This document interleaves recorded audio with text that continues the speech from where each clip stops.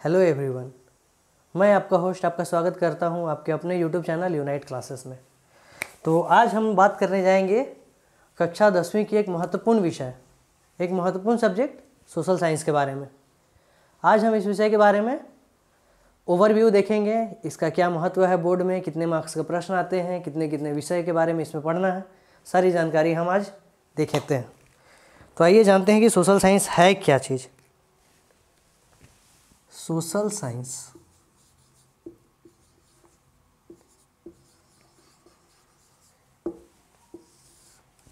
तो हम लोग ये चीज़ जानते हैं कि सोशल साइंस का हमारे बोर्ड एग्जाम में वेटेज कितने मार्क्स का होता है? 100 मार्क्स का। अगर इस सब्जेक्ट की फुल मार्क्स की बात की जाए तो 100 मार्क्स का एग्ज़ाम होता है टोटल।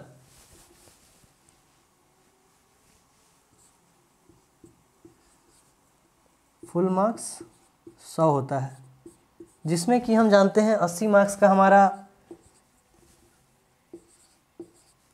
थ्योरेटिकल एग्ज़ाम होता है प्लस 20 मार्क्स का प्रैक्टिकल एग्ज़ाम होता है। ये बस खाना पूर्ति है, हम लोग समझ रहे हैं। स्कूल में जाएंगे, स्कूल हम लोग ऐसे बस नंबर दे देंगे, इसमें कुछ करना तो है नहीं। तो ये 20 मार्क्स को लेके हम लोग तो सिक्योर रहते हैं कि इसमें हमें 18-19 मिल ही जाना है। लेकिन समस्या उत्पन्न कहाँ पे होती है? हमारे आगे के बारे में, जो टोटल 80 मार्क्स का है, जो कि फिर इम्पॉर्टेंट है। तो आइए हम लोग जानते हैं कि हमारा जो ये 80 मार्क्स का एग्ज़ाम है वो होता क्या है, इसमें कौन कौन से सब्जेक्ट्स आते हैं, किन किन बिंदुओं पे हमें ध्यान रखना है। तो आइए शुरू करते हैं। तो ये जो 80 मार्क्स का एग्ज़ाम होता है ना, इसके लिए हम लोग को टोटल 4 सब्जेक्ट्स की तैयारी करनी होती है। और कोई छोटा मोटा सब्जेक्ट नहीं होता, बहुत भारी भरकम सब्जेक्ट है, बहुत बड़ा नाम है ये सब। ये पूरा सब्जेक्ट सिर्फ और सिर्फ हमें 80 मार्क्स के लिए पढ़ना होता है। तो आइए हम जानते हैं। पहला है हमारा इतिहास, जिसका वेटेज होता है 20 मार्क्स का। दूसरा हमारा सब्जेक्ट है भूगोल, जिसका वेटेज होता है 20 मार्क्स का। और हमारा तीसरा सब्जेक्ट है नागरिक शास्त्र, ये भी 20 मार्क्स का होता है एग्ज़ाम। और चौथा हमारा है अर्थशास्त्र, जो होता है 20 मार्क्स का। तो हम लोग देख रहे हैं कि ये 80 मार्क्स के एग्ज़ाम के लिए हम लोग ये 4 सब्जेक्ट पढ़ने हैं। तो सफ़र काफ़ी लंबा रहने वाला है दोस्तों। तो हम लोग यहाँ अभी चाहेंगे कि हम लोग शुरुआत करते हैं कि इंटरेस्टिंग सब्जेक्ट से, जिसमें कि हम लोग चीज़ों को विजुअलाइज कर सकते हैं, जो कि एक तरह से देखा जाए तो लिविंग सब्जेक्ट कहा जा सकता है। वो सब्जेक्ट है हमारा भूगोल। तो हम लोग भूगोल पे चर्चा करेंगे। पहले भूगोल चुनने का कारण यही है दोस्तों कि ये बहुत ईजी सा सब्जेक्ट है। बहुत कोई इसे इग्नोर कर देते हैं, बट मेरा मानना है कि ये बहुत ईजी सब्जेक्ट है। इसमें हम लोग को ज़्यादा कुछ टेंशन लेने वाली बात नहीं है, यहाँ विजुअलाइज करने की बात नहीं है। बस यहाँ पे हमको सब कुछ को देखे हुए हैं, ठीक है। तो बस चलिए जानते हैं भूगोल के बारे में। पहले हम लोग भूगोल कंप्लीट करते हैं।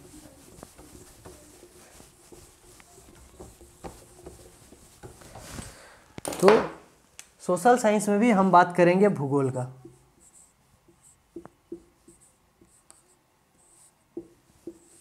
जिसका फुल मार्क्स है 20, ठीक है। तो आइए जानते हैं कि भूगोल में हमें क्या क्या पढ़ना है। पहले टॉपिक से तो अवेयर हो ले हम लोग, हमें क्या पढ़ना है क्या नहीं पढ़ना है, उसकी जानकारी पहले लेते हैं। तो हमारे भूगोल के पाठ्य पुस्तक में, जो कि एनसीईआरटी है हमारा, उसमें टोटल 7 चैप्टर है जो हम लोग को पढ़ना है, और जो एग्ज़ाम पॉइंट ऑफ व्यू से इंपॉर्टेंट है। सारी बातें मैं आगे वीडियो में बने रहिएगा, बता रहा हूँ आपको। हमारा पहला जो टॉपिक है वो है संसाधन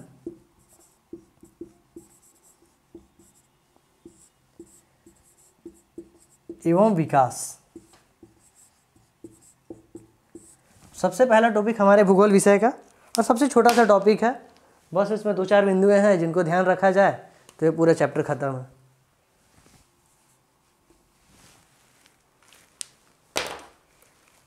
हमारा दूसरा है वन एवं वन्य जीव संसाधन।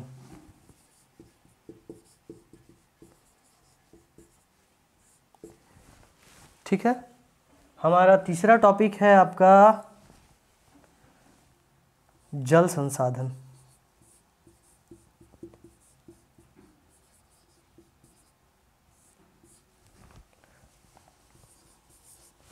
चौथा टॉपिक है हमारा कृषि। जैसा कि हम लोग जानते हैं हम लोग का भारत देश कृषि प्रधान देश है, तो जाहिर सी बात है कि ये सब्जेक्ट हमारे लिए इम्पोर्टेंट होगा, या टॉपिक हमारे लिए इम्पोर्टेंट होगा। हमारा पांचवा टॉपिक है खनिज।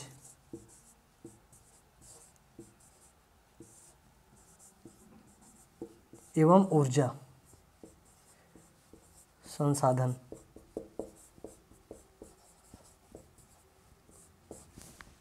ये हमारा पांचवा टॉपिक है। और भी दो टॉपिक्स हैं, इन्हें मैं ऊपर लिख रहा हूँ।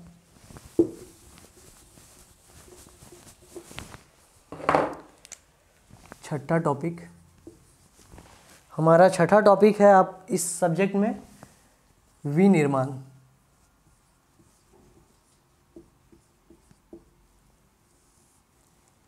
उद्योग। हमारा सातवां टॉपिक जो कि उतना इम्पॉर्टेंट नहीं है, इससे बोर्ड में कभी कभार ही क्वेश्चन पूछे गए हैं अभी तक। हाँ, लेकिन जब भी क्वेश्चन पूछे गए हैं एक 5 मार्क्स का क्वेश्चन इससे पूछा जाता है, जो कि ऑप्शनल होता है। आप किसी और क्वेश्चन के साथ इसको मर्ज करके पूछा जाता है, आप इग्नोर भी कर सकते हैं, लेकिन ये पाठ्य पुस्तक में है तो हमें तो पढ़ना ही पड़ेगा। तो मैं बता रहा हूँ आपको हमारा सातवां टॉपिक, राष्ट्रीय अर्थव्यवस्था। अर्थव्यवस्था की रेखाएं। ये टोटल 7 टॉपिक्स है जो हमें पढ़नी है एक एक करके। और एक और बात स्टूडेंट्स याद रखिएगा, इसमें एक और टॉपिक होता है जो आउट ऑफ द बुक है। अगर देखा जाए तो ओवरऑल ये पूरा बुक कवर करता है, लेकिन आउट ऑफ द कॉन्ट्रैक्ट है जो स्टूडेंट जिस बात को इग्नोर करके चलते हैं, जिसे छोड़ देते हैं क्योंकि बहुत टफ पॉइंट है, ऐसा स्टूडेंट्स को लगता है। लेकिन मेरा मानना है कि सबसे इजी है, एकदम हलवा है। वो हमारा 8वां पॉइंट है मानचित्र कार्य। मानचित्र कार्य